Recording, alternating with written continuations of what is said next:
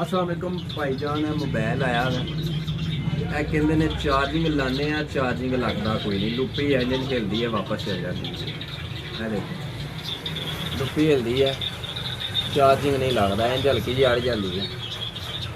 तो आवाम लै जाते हैं कारीगर को, कहते हैं सानू पिन ठीक करके दवो, तो सुइयां बाहर मूड़ के सही कर देंदा। इधर नेड़े आओ जरा, तो चेक करवाइए। देखो देखो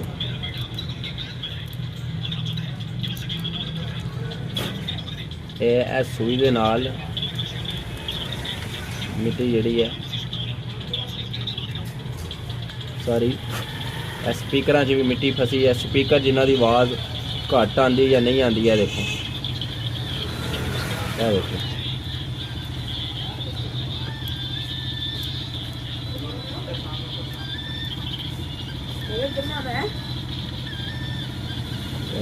माइक वाली जगह से भी फसी है।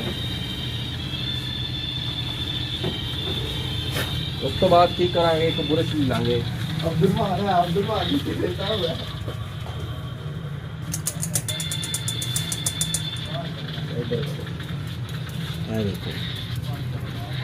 पेट्रोल दे नाल मोटरसाइकिल दा पेट्रोल कढ़ के तुसीं अच्छी तरह बुरश ना, कोई खराब बुरश तुसीं इस्तेमाल कर लेना जी, तुहाडा बिल्कुल फ्रैश हो जाएगा।